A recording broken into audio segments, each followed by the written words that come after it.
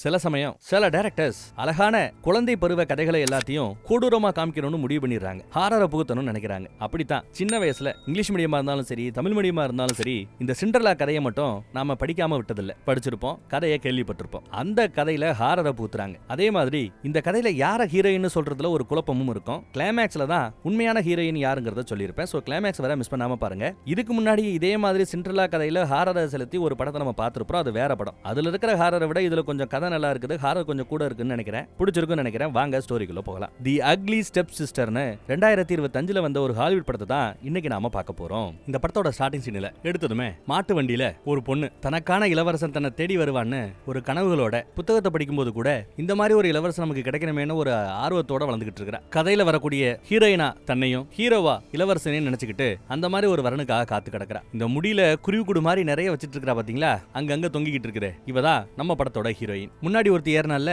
அது தங்கச்சி, நம்ம ஹீரோயின் அக்கா. அதுக்கு முன்னாடி ஒரு பாட்டிமா ஏறிச்சுல அது அம்மா. சோ அம்மா, அக்கா, தங்கச்சின்னு மூணே பேர் தான். அப்பா எங்கடான்னு யோசிக்கலாம். அப்பா இறந்துட்டார். இப்ப இவங்க ஸ்டெப் ஃபாதரை தேடி வந்திருக்காங்க. இறந்து போன அப்பாவுக்கு பதிலா வேற ஒரு அப்பாவுக்காக வராங்க. இதோ முத்தம் கொடுத்து வரவேற்கிறாரு. இவர் ஒரு பெரிய ஜமீன்தார். ஜமீன்தாருக்கு ஒரு அழகான பொண்ணு இருக்கிறா. ஜமீன்தாரோட பொண்ணு ரொம்ப அழகா இருக்கிறா. இவங்கள வரவேற்கிறாங்க. பாதிரியார் முன்னாடி அவங்க ஜமீன்தாரோட அரண்மனையிலேயே மொட்டை மாடியில அளவா ஒரு கல்யாணமும் பண்ணி முத்தாவும் கொடுத்து கல்யாணத்தை அதிகாரப்பூர்வமாக அறிவிச்சிட்டாங்க. அடுத்து அக்கா ஹரிக்கு இதுதான் ரூம்னு ஜமீன்தார் பொண்ணு அறிமுகப்படுத்த வர. இதான் ரூம், பாத்துக்கமா, நல்லா இருக்கா அப்படின்னு பேசிட்டு இருக்கா. அங்க ஒருத்த வேலை பாக்குறான்ல, அவன் இந்த வீட்டு வேலைக்காரன், ஜமீன்தாரோட வேலைக்காரன். குதிரைகளை பாத்துக்கிறது, தொழுவத்தை கிளீன் பண்றது, வீட்டை கிளீன் பண்றது, இந்த மாதிரி வேலை பார்த்துட்டு இருப்பான். வேலைக்காரனை அறிமுகப்படுத்திட்டு அப்புறம் ரூம் நல்லா இருக்கான்னு பார்க்க சொல்லியிருக்கா. ஆஹா, இப்போ இவங்க பார்க்க வந்திருக்கிறது ஜமீன்தாரோட பொண்ணோட ரூம். பார்த்தா ஜேஜேன்னு சூப்பரா இருக்குங்க. ஏகப்பட்ட ஐட்டங்களை அடுக்கி வச்சிருக்கா. இங்க இருந்து பார்த்தா, ஜன்னல்ல இருந்து பார்த்தா அந்த நாட்டு இளவரசனோட அரண்மனை தெரியும். இவகிட்ட ஒரு புக் இருக்குது. என்ன புக் அப்படின்னு விசாரிப்பா. இளவரசனின் காதல் கதை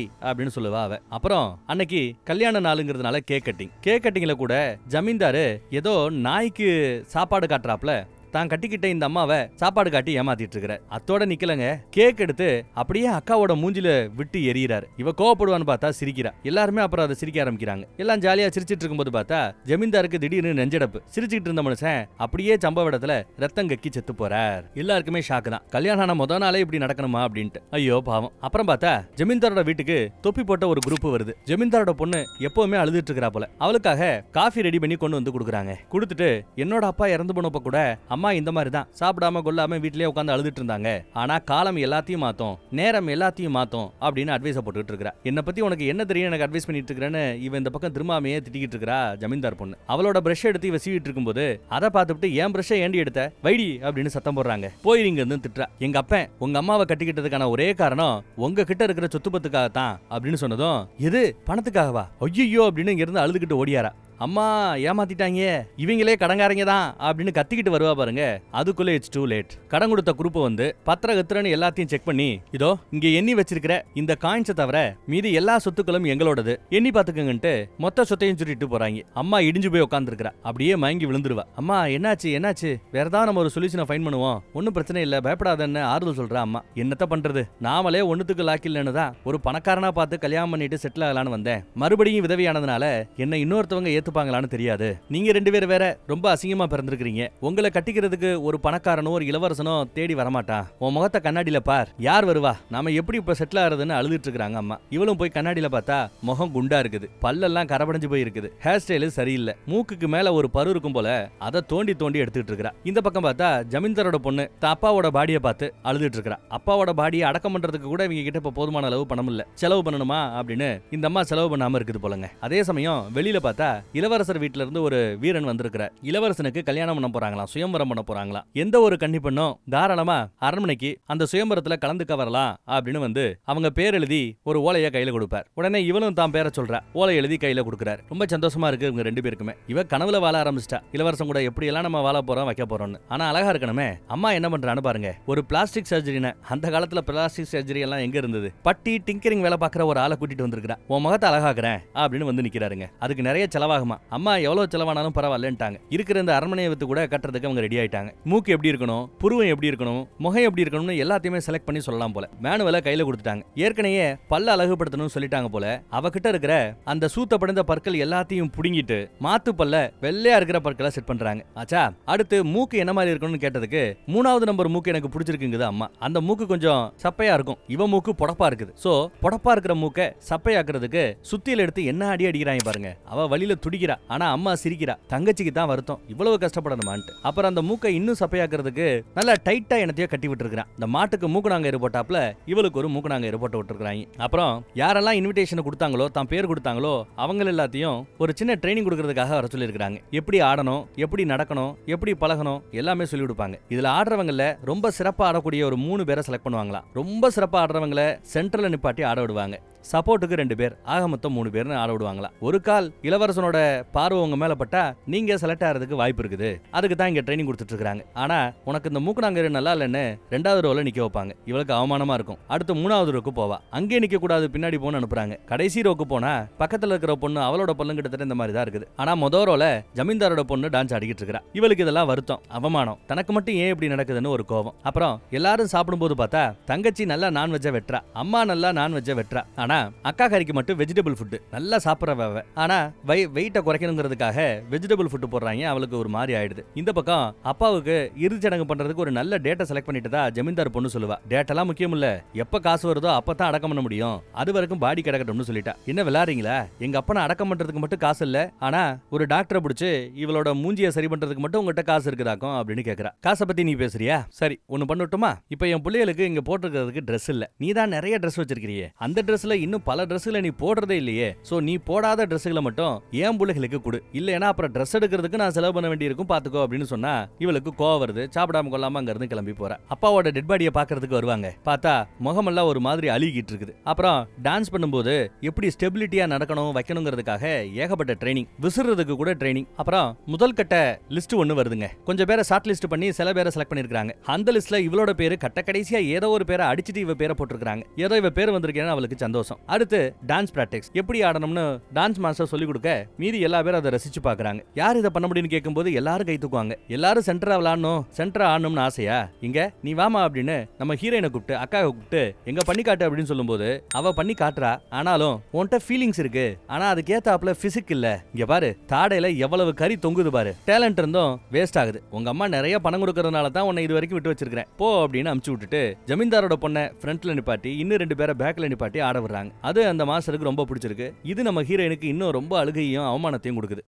அடுத்து ஜமீன்தார் பொண்ணுகிட்ட இருந்த ட்ரெஸ்ல ஒரு நல்ல ட்ரெஸ் எடுத்து இவளுக்கு போட்டு விட பாக்குறாங்க. போட்டு பார்த்தா பத்துற அளவுக்கு நீ வெயிட்ட குறைக்கணும் அப்படின்னு சொல்லிட்டாங்க. ஆனா இவளோ வீட்டுக்கு தெரியாம ஒளிய வச்சிட்டு இருக்கிற கேக்கெல்லாம் எடுத்து தின்னுவா போல, டிராயர்ல ஒளிய வச்சிருக்கா, தின்னுட்டு இருக்கா. அடுத்த கட்ட லெவலுக்கு யாரெல்லாம் முன்னேறி போவாங்க அப்படிங்கறத ஒரு சின்ன இன்டர்வியூ வைக்கிறாங்க. ஜமீன்தார் பொண்ணு ஆல்ரெடி செலக்ட் ஆயிட்டா போறா. அடுத்து இவ முத தடவை நீ வந்ததுக்கும் இப்ப நீ இருக்கிறதுக்குமே ஒரு நல்ல முன்னேற்றம் இருக்குது, கவலைப்படாதன்னு ஒரு அம்மா அட்வைஸ் பண்ணுதுங்க.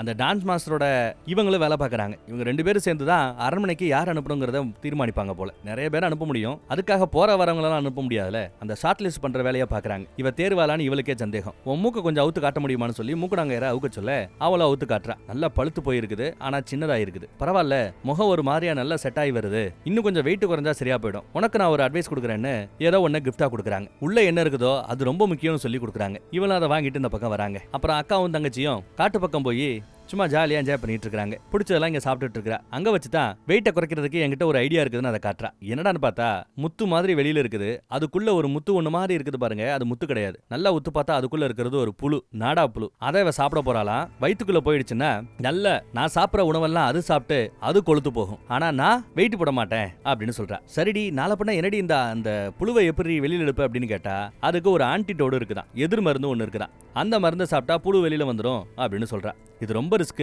இவ்வளவு ரிஸ்க் எடுத்து இதெல்லாம் பண்ணணுமான தங்கச்சிக்கு அதுல விருப்பம் இல்ல. இருந்தாலும் இல்ல எனக்கு விருப்பம் இருக்கு, நான் அதை பண்ணுவேன்னு அடம்பிடிக்கிறாங்க. உன்ன மாதிரி ஒரு காலம் நான் இருக்க மாட்டேன்னு சொல்லிட்டு அவ கோவத்துல கிளம்பிட்டா. இருன்னு சொன்னாலும் தங்கச்சி இல்ல. அதே சமயம் அந்த பக்கம் பார்த்தா ஜமீன்தார் வீட்டு வேலைக்காரனை பாக்குறதுக்கு ஜமீன்தார் பொண்ணு வந்திருக்கா.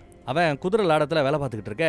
2 பேரும் முத்தா கொடுக்கறத பார்த்தா லவ் பண்றாங்க போல தெரியுது. ஆனாலும் லவ் பண்ற இடத்துல எனக்கு வேற வழி இல்ல, அந்த இளவரசனை நான் கட்டிக்கிட்டு தான் ஆகணும் அப்படின்னு சொல்றா. அவ இளவரசனை கட்டிப்பாளா, அப்ப இந்த வயல வச்சுப்பா போல தெரியுது. இந்த பக்கம் பார்த்தா அந்த புழு முட்டைய இவ சாப்பிடறதுக்கு முடிவு பண்ணிட்டா. எடுத்து வாயில வச்சு முழுங்கும் போது கன்றாவியா இருக்குது. ஒரு வழியா முழுங்கிட்டாங்க. அப்புறம் அந்த பக்கம் பார்த்தா இளவரசன் தான் நண்பர்களோட வேட்டையாட வந்திருக்கான்னு கேள்விப்பட்டு அவங்க அந்த பக்கம் பேசுற சவுண்டு கேட்டு அந்த பக்கம் வந்து பாக்குறா. பாறைகளுக்கு மத்தியில பார்த்தா இளவரசன் கக்கா போய்கிட்டு இருப்பான், உச்சா போய்கிட்டு இருப்பான். சரட்டனி இவ கால் எடற திரும்பி பாத்துறாரு. பார்த்துட்டு நண்பர்களை ஓட்டுவாங்க, இந்த பொண்ணு ஓகேவாடா அப்படின்னு. ஓசியா கிடைச்சா கூட எனக்கு ஓகே இல்ல அப்படின்னு சொல்லிட்டாங்க. இவளுக்கு இன்னும் அவமானமா போயிடுது.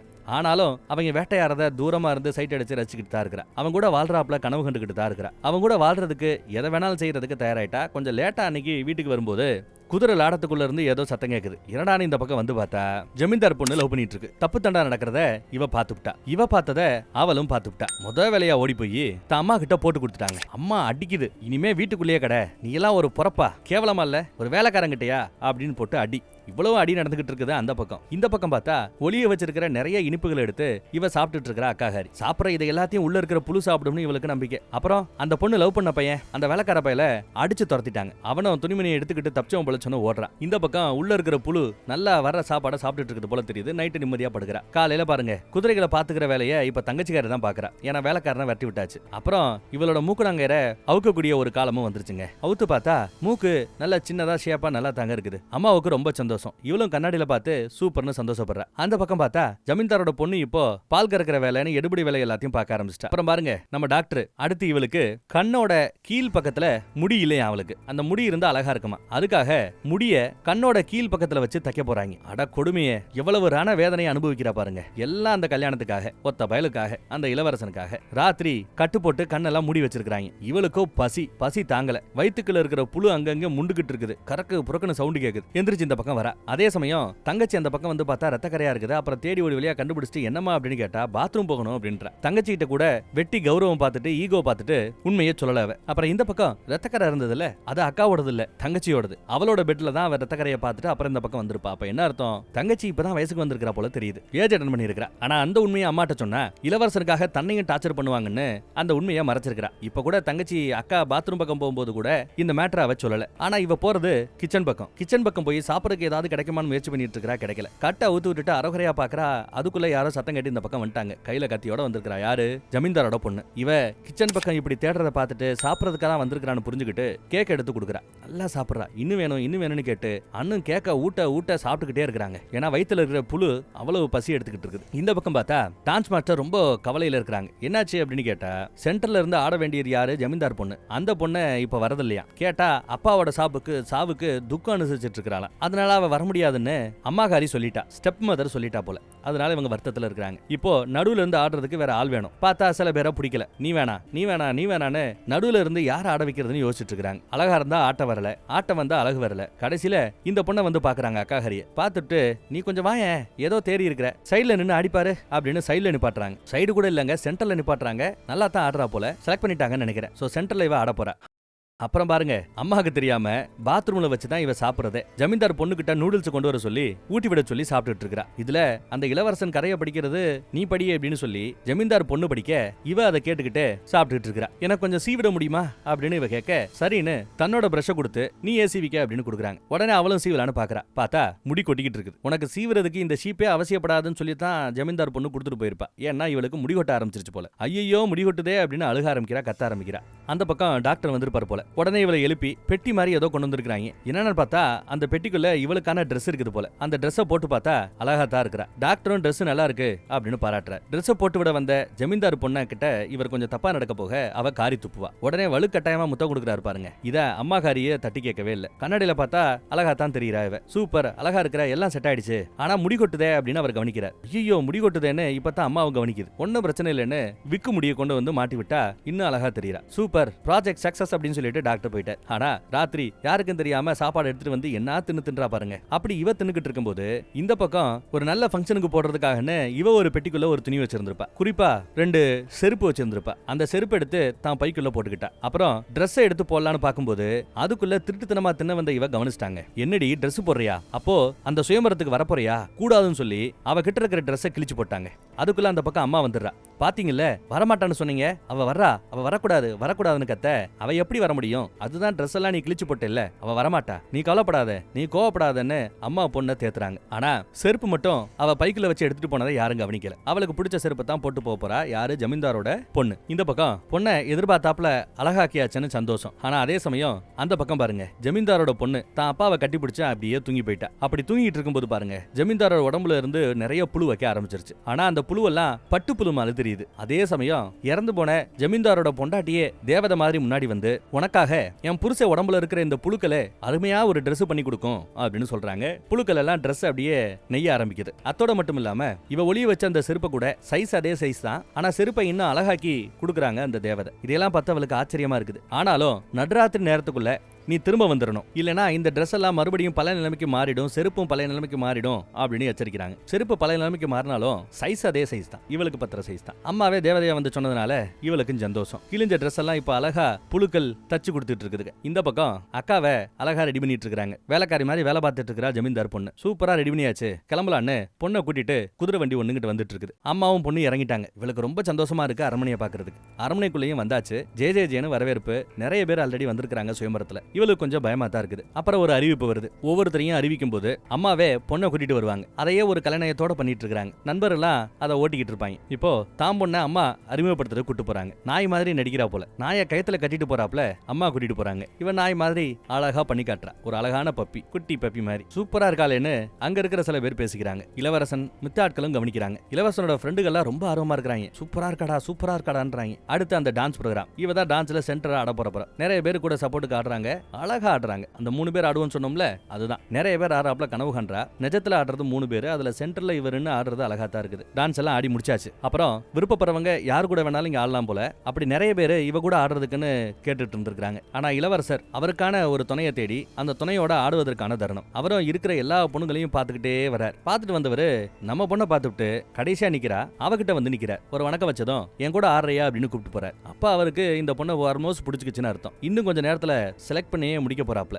இந்த டான்ஸ் ஆடிக்கிட்டு இருக்கும் போதே அவ மெய் மறந்துட்டு இருக்கா. இளவரசன் தன்னை தேர்ந்தெடுத்துட்டாருன்னு ரொம்ப சந்தோஷமா இருக்கிறா. ஆனா அதுக்கு மத்தியில ஒரு பொண்ணு கடைசியா வராங்க. Dress எல்லாம் பார்த்தா படு பயங்கரமா இருக்குது. முகத்தை கொஞ்சம் மறைச்சாப்ல வருது. ஆனாலும் முகத்திரைக்கு வெளியில பார்த்தவே அவருக்கு ரொம்ப பிடிச்சு போச்சு அந்த பொண்ணை. உடனே இங்க கழட்டி விட்டுவிட்டு அந்த பொண்ணுட்டு போய் டான்ஸ் ஆட ஆரம்பிக்கிறார். அதை பார்த்தது இவளுக்கு அழுகழுகையா வருது. இதுக்காக எவ்வளவு பண்ணிருக்கிறோம் அப்படின்னு. இதுக்கு மத்தியில வயிற்றுக்குள்ள இருக்கிற புழு கொஞ்சம் கத்த ஆரம்பிச்சிருச்சு. இவ தாங்கிக்க முடியாம வெளியில ஓடியாந்து வாந்தி எடுக்கிறா. வாந்தி எடுத்தா உள்ள இருக்கிற புழு முட்டை போட ஆரம்பிச்சிருச்சு போல. நிறைய முட்டைகளை வாந்தி எடுக்கிறா. அந்த புழு இன்னும் கொஞ்சம் ஆபத்தாயிட்டே இருக்குது. எடுத்தாகணும், என்னால முடியலன்னு அழும்போது, நான் சாக போறேன்னு சொல்லும்போது, கமான் யூ கேன் டூ இட்னு அங்கேயும் டார்ச்சர் பண்ணி பொண்ணை ரெடி ஆக்கிட்டு இருக்குது அம்மா. போட்டி போட்டு அடிக்கிட்டு இருக்குது. இளவரசன் இல்லைன்னா என்ன, இளவரசனோட ஃப்ரெண்டு யாராவது கனெக்ட் பண்ணி விடலாமேன்னு ஃப்ரெண்ட் எல்லாம் கனெக்ட் பண்ணி விட்டு பாக்குறா. ஆனாலும் இவ ஒரு சரியான ஒரு முடிவு எடுக்க முடியாம, சரியா நிக்க முடியாம எல்லாரையும் ஒரு பயத்தோடய பாக்குறா. எல்லாரும் உடம்புலையும் புழுக்கள் மொக்கிறாப்ல, வாயிலெல்லாம் புழுக்கள் இருக்கிறாப்ல, சாப்பிடுறதெல்லாம் புழுக்கள் இருக்கிறாப்ல எல்லாம் அவளுக்கு தோணுது. பொறாமையோட அந்த பக்கம் ஆடிக்கிட்டு இருக்கிற அந்த புது பொண்ணையும் கவனிக்கிறா. ஒரு கட்டத்துல ஆடும்போது பொண்ணுங்கெல்லாம் அப்படியே கொஞ்சம் தலைகீழ ஆடுவாங்கல்ல, அந்த மாதிரி பண்ணும்போது முகத்திர பின்னாடி வில வந்திருக்கிற புது பொண்ணு யாருங்கிறத இவ கவனிச்சிட்டா. வேற யாரு? ஜமீன்தார் பொண்ணு தான். அதை பார்த்ததும் பயந்துகிட்டு அந்த பொண்ணு அங்கிருந்து தெரிச்சு ஓடுதுங்க. பின்னாடியே இளவரசன் ஓடுறான். இவளுக்கோ பயங்கர கோவம், ஆத்திரம். அதே கோவத்தோட வீட்டுக்கு வந்துட்டு இருக்கா. அந்த பக்கம் பார்த்தா ஓடி போன அந்த புது பொண்ணு செருப்பு ஒண்ணு விட்டுட்டு போயிடுச்சு. இந்த செருப்புல யாரோட காலு ஃபிட் ஆகுதோ அவதான் நான் கட்டிக்க போறவ, அவதான் என்னோட இளவரசனை அறிவிச்சிட்டார். விறுவிறுன்னு கோவத்தோட இந்த பக்கத்துல அந்த பொண்ணு வராங்க. இவ எலிக்கு சாப்பாடு ஊட்டிட்டு இருக்கா ஜமீன்தார் பொண்ணு. கோவத்துல வந்தவ விட்டா வெட்டிடுவா போல. வெட்டதான் முயற்சி பண்றா. இவ தப்பிக்கிறதுக்கு அங்கேயும் இங்கேயும் ஓடிக்கிட்டு இருக்கா. ஒரு கட்டத்துல கீழே தள்ளி விட்டுட்டு அந்த இன்னொரு செருப்பு ஓங்கிட்டு தான் இருக்குது, ஒழுங்கார என்கிட்ட கொடுத்துரு அப்படின்னு மிரட்டிக்கிட்டு இருக்கா. இவ பயந்து தெரிச்சு ஓடுறாங்க. செருப்பு ஒரு கட்டத்துல அவுந்து விழும். இவளும் வெட்ட போற சமயம் பார்த்தா அம்மா கதவை திறந்துட்டு வராங்க. கூட யாரோ இளவரசனோட ஃப்ரெண்டை பிக்கப் பண்ணிட்டு வந்திருக்குது போல அம்மா. நல்ல வேலை அது வந்ததுனால இந்த சண்டை நின்றுச்சு. அம்மா செருப்பு கிடைச்சிருச்சுமா, இதாமா இந்த செருப்பு. இந்த ஒத்த செருப்புல என் காலு போயிடுச்சுன்னா எல்லாம் செட்டில் ஆயிரும். இளவரசன் நாளைக்கு வரும்போது இந்த செருப்பை நான் போடணும் அப்படி இப்படின்னு பேசிட்டு இருக்க. எனக்கு ரொம்ப வேலை இருக்கு, போடி அங்க இருந்து சத்தம் போடுறாங்க. என்னடா அந்த பயலோட கூத்தடிக்கிறதுக்காக இந்த அம்மா இவ்வளவு பெருசா கண்டுக்கல. இவ அந்த ஷூக்குள்ள செருப்பை விட்டு பாக்குறா. ஷூக்குள்ள காலு போகல, காலு பத்தல, உள்ள போகல. கையில பார்த்தா கத்தி இருக்கு. எதுக்கு பார்த்தா பத்தாத செருப்பு இருக்குது. செருப்புக்கு ஏத்தாப்ல தான் காலை வெட்டிடலாமேன்னு முடிவு பண்ணி அளந்து பாக்குறா. அளந்து பார்த்தா விரலெல்லாம் வெட்ட வேண்டி இருக்கும் போல. சோ அளந்து ஒரு கோடு போட்டுட்டா. சோ இதுதான் மார்க். இப்ப மார்க் பண்ண இடத்துல வச்சு வெட்டணும். மார்க் பண்ண பிறகு செருப்பு தேவையில்ல, கையில ஒரு கட்டை எடுத்துக்கிட்டு ஒரு சேர் மேல காலை வச்சுக்கிட்டு கத்திய கரெக்டா மார்க் பண்ண இடத்துல வச்சுக்கிட்டு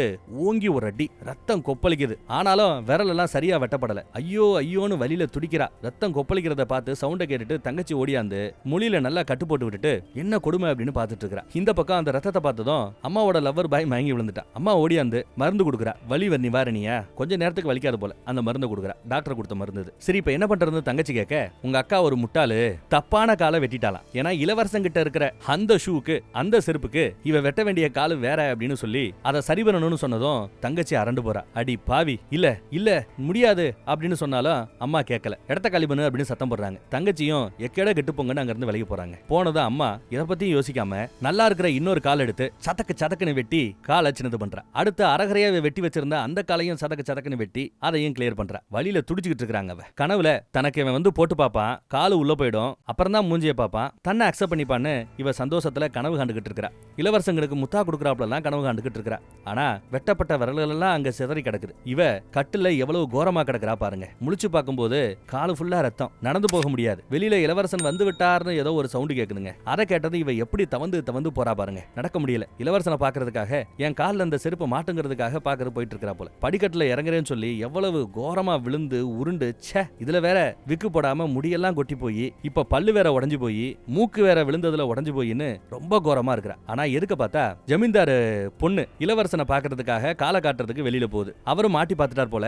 வாய்ஸ் மட்டும் தான் உள்ள கேக்குது. எனக்கான இளவரசி கிடைத்து விட்டால் இவளை தான் கட்டிக்க போறேன்னு அவங்க முத்தா கொடுக்கறது கூட்டு போறது இதெல்லாம் வாய்ஸ்ல மட்டும் நம்ம கேக்குறாங்க. அந்த வாய்ஸ்ல கேட்கிற விஷயத்தை வச்சுக்கிட்டு வெளியில என்ன நடக்கணும் கற்பனை பண்ணிக்கிட்டு இவ அழுக ஆரம்பிக்கிறா. போச்சே எல்லாம் போச்சேன்னு அழுக ஆரம்பிக்கிறா. இவளோட முகத்தை இப்ப பார்க்கும்போது பாருங்க எவ்வளவு கன்றாவியா இருக்குதுன்னு. இதுக்கு மேல இங்க இருந்தா நல்லதுல, இந்த மாதிரி ஒரு அம்மா கூட நாம இருக்க கூடாதுன்னு தங்கச்சி புரிஞ்சுக்கிட்டு உன் வயிற்றுக்குள்ள இருக்கிற புழுவை முத எடுக்கணும், ஏன்னா பசியில வேற வயிறு கண்ணா அப்படின்னு ஆடிக்கிட்டு இருக்குது, கறக்க பிறகுன்னு சவுண்ட் கேக்குது. அந்த ஆன்டிடோட எங்க அப்படின்னு கேட்டு ஆன்டிடோட எடுத்துக்கிட்டாச்சு. அப்புறம் ஒரு பாலை எடுத்து வச்சுட்டு ஆன்டிடோட எடுத்து வாயத்தரன்னு வாய்க்குள்ள நல்லா உதறி உள்ள ஆன்டிடோட கொடுக்க அவளும் மருந்தை குடிச்சிட்டாங்க. மருந்தை குடிச்ச கொஞ்ச நேரத்துக்கு அப்புறம் வாந்தி வருது. முத ரத்த வாந்தி, அப்புறம் புழு வருதான்னு பார்த்துட்டு இருக்காங்க. ரொம்ப முக்கி ஒரு வழியா புழு லைட்டா வெளியில வர ஆரம்பிக்குது. அதுக்கு மேல வரவடான்னு அடம்பிடிக்குது. தங்கச்சி தான் புழுவை போட்டு இழுக்கிறா. இழுன்னு இழுத்தா அது வந்துகிட்டே இருக்கிறது பல அடி தூரத்துக்கு. அரண்டு போறா தங்கச்சி. ஒரு கட்டத்துக்கு மேல வரமாட்டேன்னு அடம்பிடிச்சிட்டு இருக்குதுங்க. இல்ல பெருசா இருக்குது போல. விக்குன்னு ஒரு இழுக்க பெரிய சைஸ்ல மொத்தமும் வந்து வெளியில வந்து விழுகுது. ஐயோ எவ்வளவு பெரிய புழு பாருங்க. ச்சே இந்த புழுவை அழிக்கிறேன், இதே மாதிரி உன் மனசுல இருக்கிற இந்த விஷயங்களும் அழியணும்னு சொல்லி புழுவை ரெண்டா வெட்டி போட்டுறா தங்கச்சி. புழுவும் செத்துருச்சு. இவன் மனசும் அம்மா மாதிரி அம்மாக்காக இவன் மாறணும்னு நினைச்சுக்கிட்டு இருந்த எல்லாத்தையும் விட்டு வெளியில வந்துருச்சுன்னு நினைக்கிறேன். அம்மா எக்கட கெட்டு போட்டும்னு விட்டுவிட்டு அக்காவை வெளியில கூட்டு போறதுக்கு எவ்வளவு கஷ்டப்படுறா பாருங்க. ஆனாலும் அவங்க அதை சிரிச்சுக்கிட்டே ரசிக்கிறாங்க. படிக்கட்டுல இவ கையில தான் இறங்குவா. ஒரு குதிரையை பிடிச்சு குதிரை மேல அவளை ஏத்துறதுக்குள்ள போதும்னு ஆயிடுச்சு. இப்படி குதிரையில ஏத்திட்டு இவளும் ஏறிட்டு அங்க இருந்து அந்த அம்மாவோட ஜமீன்தாரோட அந்த வீட்டுல இருந்து தப்பிச்சா போதும்னு தப்பிச்சு போறாங்க. அப்படி போகையில வயிற்றுல இருந்து வெளியில வந்து அந்த புழுவை காக்காக்கள் சாப்பிட்டுக்கிட்டு இருக்கிறத காமிச்சு படத்தை இந்த இடத்துல முடிச்சிட்டாங்க. அந்த சிண்ட்ரெல்லா அதே கதை தான். ஆனா அந்த கதையில ஹாரரை புகுத்தி ஏற்கனவே ஒரு படம் பார்த்திருப்போம். அதுல இருந்த ஹாரரை விட இந்த படத்துல இன்னும் ஹாரர் கொஞ்சம் அதிகமாவே இருந்திருக்குன்னு சொல்லலாம். அதே மாதிரி இந்த படத்துல யார நாம ஹீரோ ஹீரோயின் சொல்றதுன்னு சொல்லுங்க. எனக்கு தெரிஞ்சு ஜமீன்தாரோட பொண்ணை கூட ஹீரோயின் சொல்ல முடியுமான்னு தெரியல. அதே மாதிரி இந்த அக்காகாரியையும் ஹீரோயின் சொல்லியிருக்க கூடாதுன்னு நினைக்கிறேன். உண்மையிலேயே இந்த படம் முழுக்க பார்த்தா யார ஹீரோயின் சொல்லியிருக்கணும்னா தங்கச்சிகாரியை வேணா சொல்லியிருக்கலாம். அவ தான் ஸ்மார்ட். அவ எடுத்த டிசிஷன் எல்லாம் கரெக்டாகவும் இருந்தது. வேற ஒரு நல்ல படத்துல மறுபடியும் சந்திப்போம். நம்ம வாட்ஸ்அப் குரூப்போட லிங்க் கீழே இருக்குது. இப்போ நான் பேசும்போது கூட என் ஸ்கிரீன்ல வரும். விருப்பப்படுறவங்க கிளிக் பண்ணி ஜாயின் பண்ணிக்கங்க. என்ன சேனல்ல என்ன வீடியோ போட்டாலும் அதோட யூடியூப் லிங்கை நம்ம வாட்ஸ்அப் குரூப்ல கொடுத்துட்டு இருக்கோம். மிஸ் பண்ணாம பாக்குறதுக்கு கொஞ்சம் வசதியாக இருக்கும். ஜாயின் பண்ணிக்கிறீங்களா? தேங்க்யூ.